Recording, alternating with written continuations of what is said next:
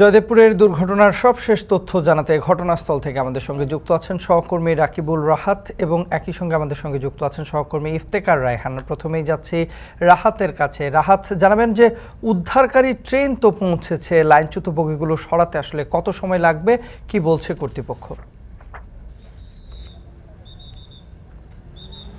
তন্ময়, কর্তৃপক্ষ বলছে এই লাইনচ্যুত বগিগুলোকে উদ্ধার করাটা আসলে দীর্ঘ একটি প্রক্রিয়া, সুতরাং তারা কাজ শুরু করেছে এবং রেলওয়ে কর্তৃপক্ষ বলছে যে তারা অন্যান্য সময়ের তুলনায় কাজটি বেশ তাড়াতাড়ি শুরু করতে পেরেছে, যেহেতু এইদিকে ঢাকা থেকে একটি ট্রেন এসেছে এবং আরেকটি উদ্ধারকারী ট্রেন কিন্তু আসার কথা জয়দেবপুরের ওই দিক থেকে, অর্থাৎ গাজীপুরের দিক থেকে। ঢাকা থেকে যে ট্রেনটি এসেছে আমরা কিন্তু দেখছি যে যেহেতু এই যে তেলবাহী যে লরিটি ছিল সেটি যেহেতু গাজীপুরের দিকে ছিল, সেখানকার লাইনচ্যুত বগিগুলোকে সরাচ্ছে ঢাকার দিক থেকে আসা উদ্ধারকারী ট্রেনটি, এবং অন্য দিক থেকে অর্থাৎ গাজীপুরের জয়দেবপুর থেকে যে ট্রেনটি আসবে সেটি মূলত সরিয়ে দেবে অন্যদিকে যে যাত্রীবাহী যে ট্রেনটি রয়েছে, অর্থাৎ টাঙ্গাইল কমিউটারের যে ট্রেনটি রয়েছে সেই টাঙ্গাইল কমিউটারের ট্রেনটি মূলত ছড়িয়ে দেবে। আমরা কিন্তু ইতিমধ্যে দেখছি যে অর্থাৎ এই তেলবাহী যে ওয়াগনটি রয়েছে সেই তেলবাহী ওয়াগনের একটি ওয়াগনকে সরিয়ে নিচ্ছে এই উদ্ধারকারী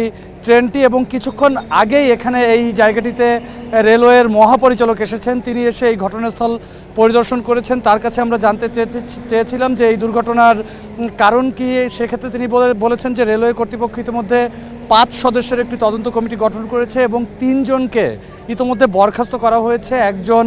2জন লাইনম্যান এবং একজন কিন্তু যে স্টেশন ম্যানেজার যিনি রয়েছেন তাকেও বরখাস্ত করা হয়েছে সাময়িকভাবে।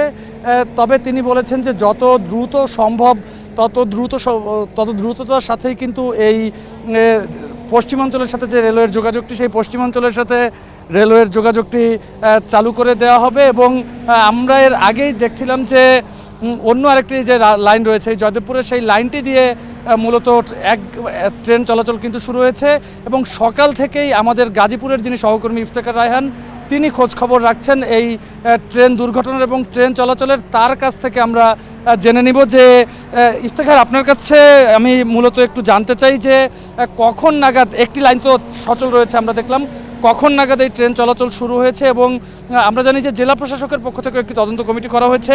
মূলত কাকে দুষছেন, কেন এই দুর্ঘটনা, কি বলছেন? এখন পর্যন্ত আসলে জেলা প্রশাসকের পক্ষ থেকে একটি তদন্ত কমিটি গঠন করা হয়েছে এবং সেটি হচ্ছে 3 সদস্যের, এবং এটি 2 কার্যদিবসের মধ্যে তদন্ত প্রতিবেদন জমা দিতে বলা হয়েছে তাদেরকে। এবং আরেকটি তদন্ত কমিটি গঠন করা হয়েছে যেটি রেলওয়ের পক্ষ থেকে, সেখানে 5 সদস্যের একটি তদন্ত কমিটি গঠন করা হয়েছে। এবং 2টি তদন্ত কমিটি কিন্তু যারা মেম্বার রয়েছেন, যারা সদস্য তদন্ত কমিটির, তারা এখানে এসেছেন, তারা ঘটনাস্থল পরিদর্শন করে গেছেন এবং তাদের সাথে আমরা কথা বলেছিলাম। যতটুকু এখন পর্যন্ত আমরা জানতে পেরেছি যে এই দুর্ঘটনাটির জন্য এখন পর্যন্ত যারা স্টেশনে দায়িত্বরত ছিলেন, অর্থাৎ যারা স্টেশন থেকে এই সিগন্যালগুলো কন্ট্রোল করেন, তাদেরকেই আসলে দোষটা দেওয়া হচ্ছে। অর্থাৎ 1 নম্বর লাইন থেকে ট্রেনটি কেন, টাঙ্গাইল কমিউটার ট্রেনটি কেন 2 নম্বর লাইনে প্রবেশ করলো, এই সিগন্যালটি কে দিল, বা সেটি ট্রেনের চালক সে স্বেচ্ছায় সেখানে গিয়েছিল ওই লাইনে প্রবেশ করছে কি নাকি তাকে সিগন্যালিং দেওয়া হলো, এই বিষয়টিকে প্রাধান্য দিয়ে কিন্তু মূলত তদন্ত কাজ শুরু হয়েছে। আমি আপনার কাছ থেকে একটু জানতে চাইবো, আপনি তো হাসপাতালেও খোঁজ নিয়ে এসেছেন, সেখানে 4 জন ভর্তি থাকার কথা আমরা শুনেছিলাম, তাদের কি অবস্থা? আমরা প্রাথমিকভাবে যেটি তথ্য পেয়েছিলাম যে 4 জন আহত হয়েছেন। এর মধ্যে একজন হচ্ছে টাঙ্গাইল কমিউটারের চালক এবং তার সহযোগী, এবং এই 2 জন সহ মোট আরও 2 জন, মোট 4 জন। এর মধ্যে একজন প্রাথমিক চিকিৎসা নিয়ে তাকে ছেড়ে দেওয়া হয়েছে, এবং আরও যে 3 জন, সেই 3 জন এখন তাজউদ্দিন মেডিকেল হাসপাতালে চিকিৎসাধীন রয়েছেন। তবে তারা শঙ্কামুক্ত, এতটুকু আমরা জানতে পেরেছি।